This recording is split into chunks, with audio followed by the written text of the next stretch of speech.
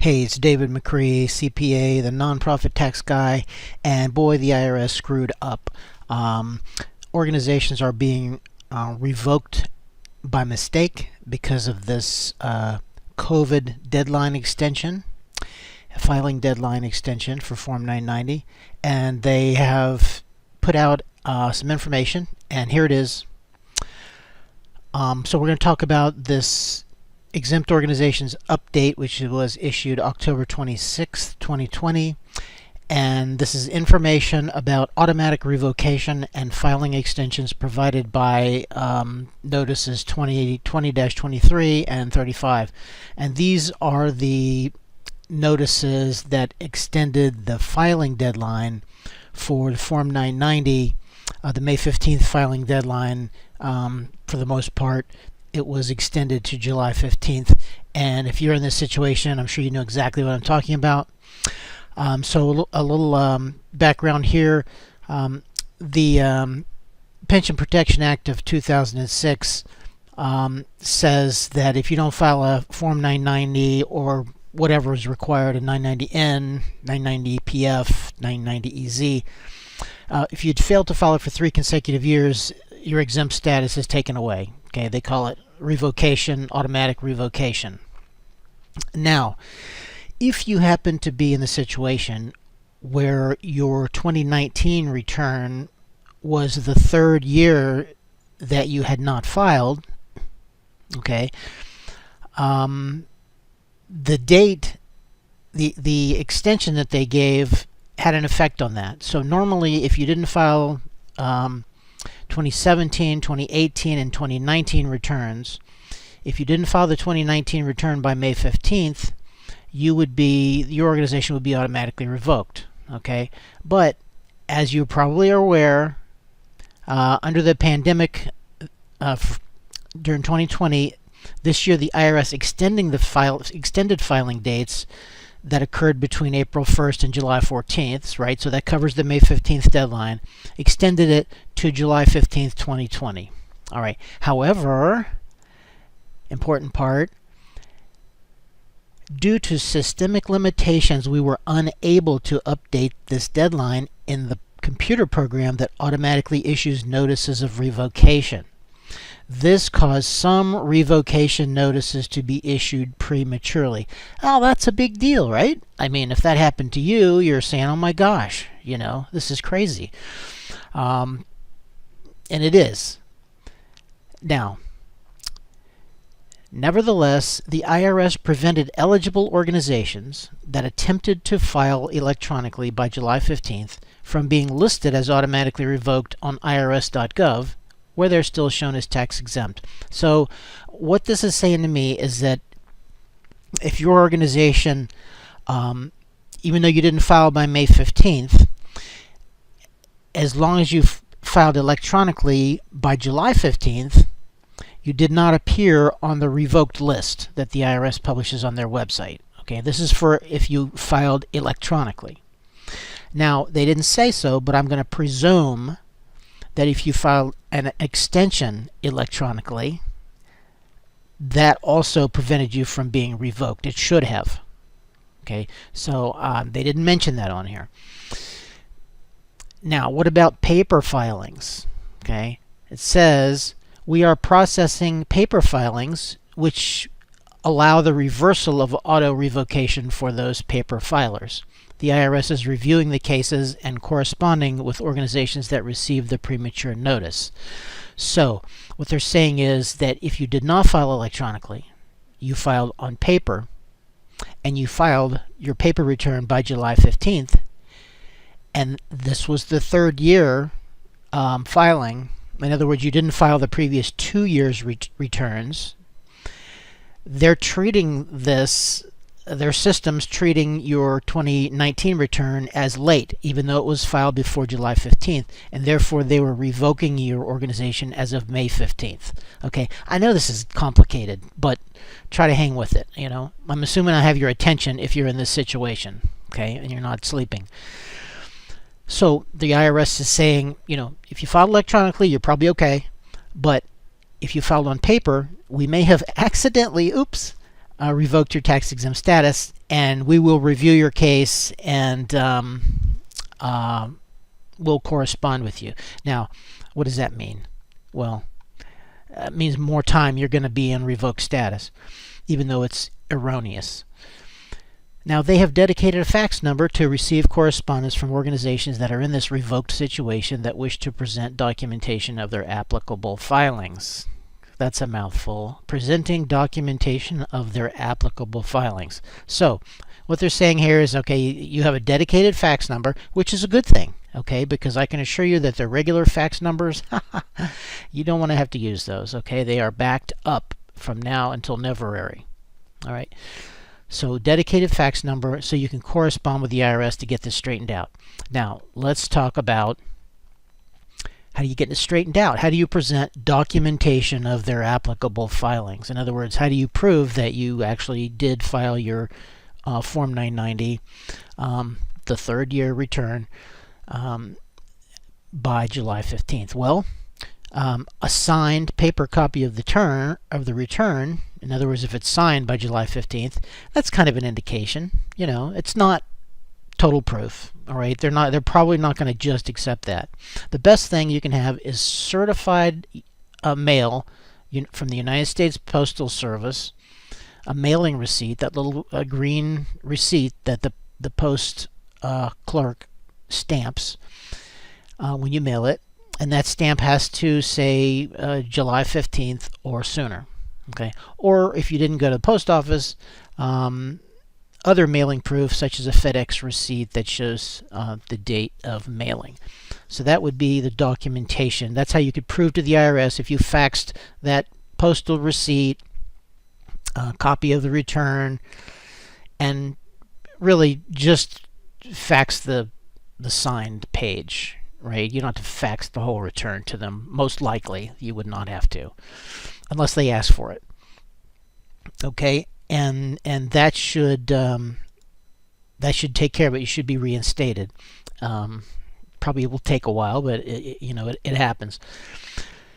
What if you don't have proof of the date that you mailed the return? Okay, don't give up hope. Okay, first thing you want to do is you want to call the IRS, 877-829-5500. Don't call on a Monday. Call first thing in the morning. And ask them. Ask Exempt Organizations Division what date the return was received by the IRS. Okay, sometimes they save your envelope and it may bear the postmark date on it.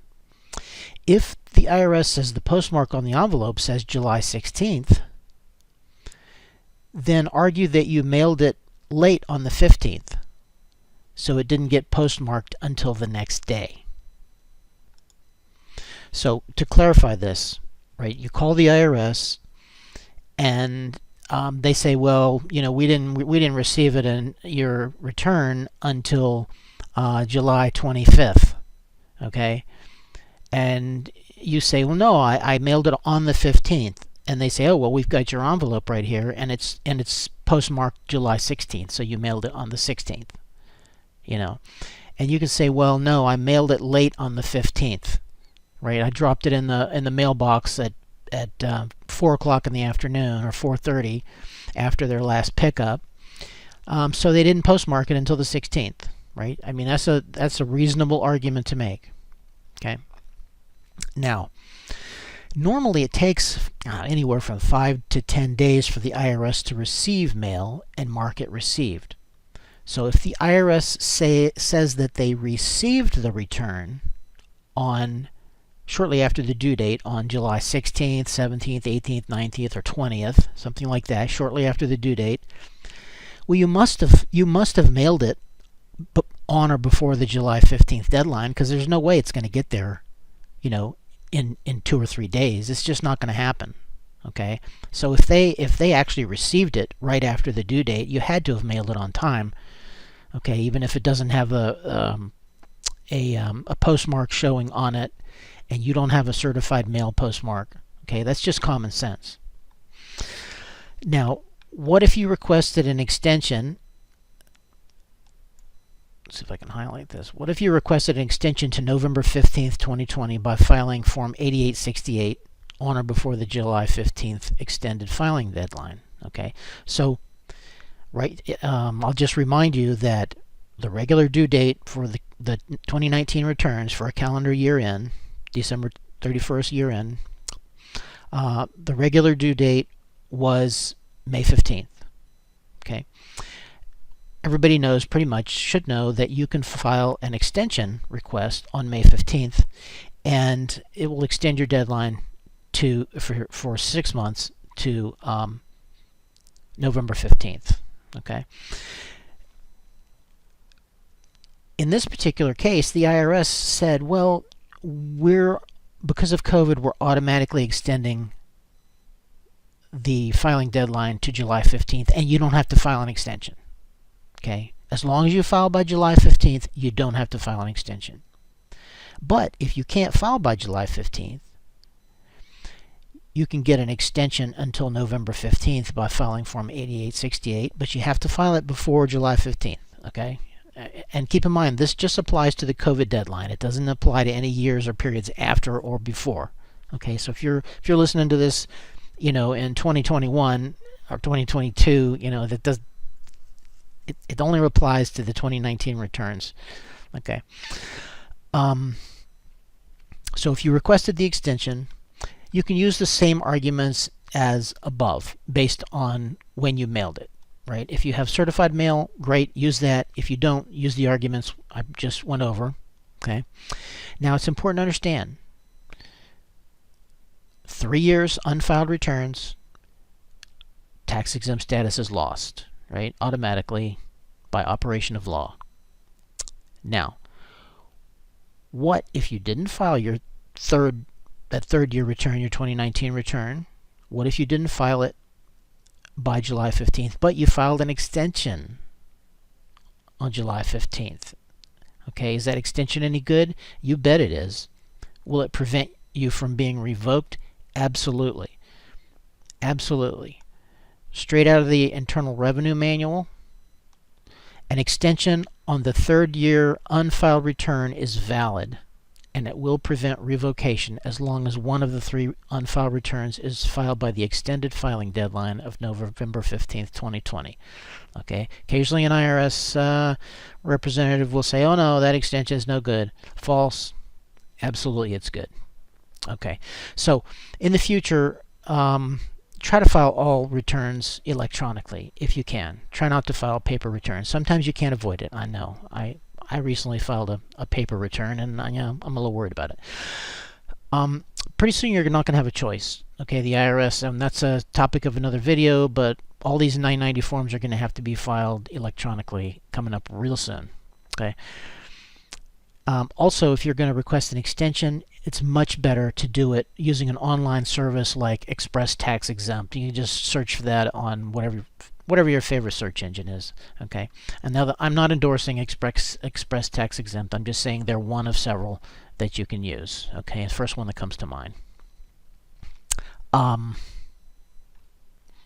What if you filed an extension on time, but you filed it on paper, and then you got revoked? Well, I filed a number of extensions on paper for July 15th, 2020 extended filing deadline, and so far my clients have gotten 3 of my clients have received notices that they didn't file the return, which means that the IRS didn't process the extension, and so I had to have correspondence with the IRS to get them straightened out.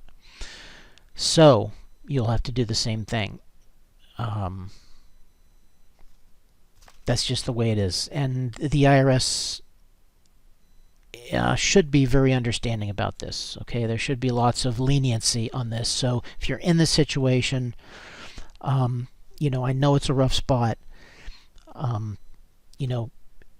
Explain it to your donors. Show them this video. Show them this notice, and be patient, but be persistent. Okay, don't give up, and don't let the IRS push you around. Okay, insist on being reinstated. Okay, if you need help, on this. If you find yourself in a situation you don't understand, you can go to my website, nonprofittaxguy.com, and you can click on schedule a phone consultation. And I do charge for giving advice,